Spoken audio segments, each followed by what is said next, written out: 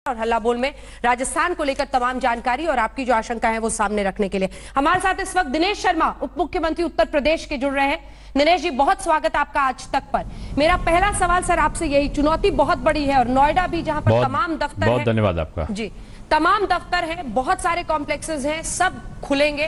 सरकारी दफ्तरों को लेकर, धार्मिक स्थलों को लेकर, मॉल्स को लेकर आपकी सरकार ने क्या कुछ फैसला लिया है और कैसे सुनिश्चित करेंगे आपकी खतरा बढ़े ना? दिनेश, देखिए, पहली चीज तो ये है कि उत्तर प्रदेश सरकार ने जो केंद्र सरकार की गाइडलाइन है उसका अक्षरशः अनुपालन करने का निश्चय किया है। और अभी तक हमने जो और अलग से स्थानीय स्तर पर जो हमने चाहे हमने ट्रांसपोर्ट खोला हो, चाहे हमने दुकानों को खोला हो, उनके लिए अलग से हमने गाइडलाइंस जारी की है। हमारा जो आपने जैसा कहा कि 8 जून से ये रेस्टोरेंट, होटल, धर्मस्थल ये सब खुल जाएंगे, तो दफ्तर खुल जाएंगे। तो दफ्तर के लिए तो पहले से हमने कह रखा है कि हमारी जो भी कर्मचारी आएगा सैनिटाइज होकर और मास्क लगाकर आएगा, 6 फुट की दूरी रहे। साथ में ये भी व्यवस्था की गई है कि जो भी कर्मचारी आ रहे हैं उसमें गर्भवती महिला और अधिक उम्र के लोग को दफ्तर ना आने दिया जाए। जो कंटेनमेंट क्षेत्र में कर्मचारी हैं उनको भी दफ्तर नहीं आने के लिए कहा गया है। साथ में जो धर्म स्थल हैं उनके लिए विशेष व्यवस्था की गई है कि धर्म स्थल पे जैसे चप्पल पहनकर आते हैं तो गाड़ी में ही उतार के चले आएँ। घंटे जो हैं वहाँ पे वो या तो हटा दिए गए हैं या घंटे नहीं बजाए जाएंगे, ऐसा कहा गया है। हाथ में प्रसाद लेने की व्यवस्था ना हो, ये अपील की गई है। और साथ में जो मूर्ति है भगवान की उनको ना छुएं, इस प्रकार का आह्वान किया गया है। 6 फुट की दूरी यहाँ भी रहे। और साथ में ये भी व्यवस्था की गई है कि संगीत अगर बजेगा तो केवल संगीत बजेगा, भजन कीर्तन करने के लिए प्रत्यक्ष रूप में लोग उपस्थित नहीं होंगे। इसी तरीके से रेस्टोरेंट के लिए भी व्यवस्था की गई है कि 50% लोग ही रेस्टोरेंट में आए। और साथ में ये भी अपेक्षा की गई है कि बुफे में खड़े होकर ना खाएं और बल्कि बैठकर या होम रूम सर्विस के आधार पर वो सामान लें, इस प्रकार की व्यवस्था की गई है। साथ में दफ्तर के लिए भी और होटल के लिए भी ये कहा गया है कि जो एसी चलाएं, एयर कंडीशन को वो 24 से 30 सेंटीग्रेड के बीच में चलाएं, यानी बहुत अधिक ठंडा करके उसको ना करें। इस प्रकार की भी अपेक्षाएं की गई हैं। आप जानते हैं कि उत्तर प्रदेश ने व्यापक व्यवस्थाएं करी हैं। इस उत्तर प्रदेश में अगर आप देखो तो पहले 36 जनपदों में वेंटिलेटर तक हमारे नहीं था। आज ये स्थित है कि हम 1 लाख बेड हमने कोविड अस्पतालों के लिए उपलब्ध कराए हैं। और यहाँ पर हम जो 1 लाख बेड कराए हैं उसमें लेवल 1, लेवल 2, लेवल 3, यानी लेवल 1 में ऑक्सीजन से युक्त जो बेड हैं, लेवल 2 में जो ऑक्सीजन और वेंटिलेटर युक्त हैं, और लेवल 3 में जो ऑक्सीजन वेंटिलेटर के साथ साथ आईसीयू से युक्त जो बेड हैं उनको उपलब्ध कराने के लिए हमने व्यवस्था की है। 1 लाख के आसपास बेड की व्यवस्था हम कर चुके हैं। उत्तर प्रदेश ने विशेष अपनी कार्य योजना तैयार करी है इसके लिए कि हम जब खोलेंगे तो अव्यवस्था ना फैले। इसमें आपको बताते हुए मुझे खुशी है कि 10,000 से ऊपर के जो टेस्ट चेकिंग है वो हमारी अभी चल रही है इस समय।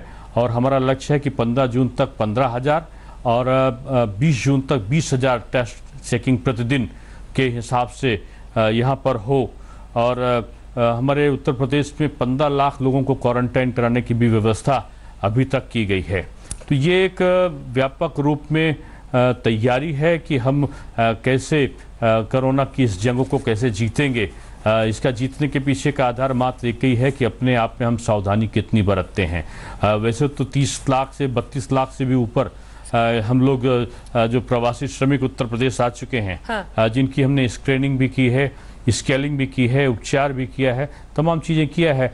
तो हमारा मकसद यही है कि हम 8 जून से जो रेस्टोरेंट खोलें तो रेस्टोरेंट में भी होम डिलीवरी का सिस्टम ज़्यादा हो। जो होम डिलीवरी करने जाए उसकी थर्मल स्कैनिंग हो, उसको मास्क लगा पहने हुए हो, इस प्रकार की चीज़ों को भी हमने रखा है। हर जगह हर प्रकार की जो व्यवस्था है उसके साथ साथ ये भी व्यवस्था की गई है कि जैसे रेस्टोरेंट हैं या होटल्स हैं उसमें ऑडियो वीडियो से जागरूकता संदेश बराबर जारी किए जाएं।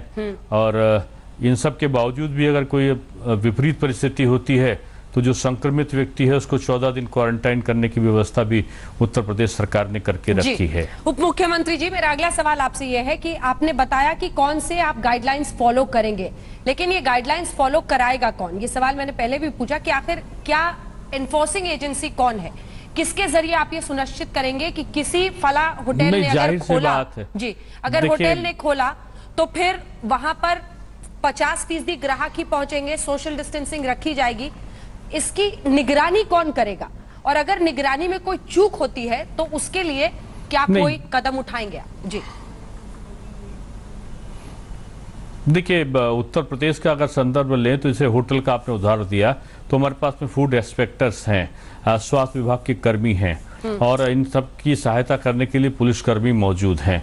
तो इन सारी चीज़ों की चिंता बेहतर करेंगे, लेकिन सबसे बेहतर जो चेकिंग का या जो सावधानी रखने का वो है, वो व्यक्ति स्वयं में है। स्वयं जब तक वो ध्यान नहीं देगा तब तक हम इन सारी चीज़ों को नहीं कर सकते। हमारे पास में व्यापक रूप में मशीनरी, सरकारी मशीनरी है हर जगह पर चेकिंग करने के लिए, और हम उसकी चेकिंग कर भी रहे हैं। लेकिन मुझे खुशी है कि उत्तर प्रदेश में स्वतः से भी लोग काफ़ी अधिक सावधानी बरतने हुए आगे आए हैं। पहले की अपेक्षा यहाँ पर काफ़ी कुछ बदलाव आया है।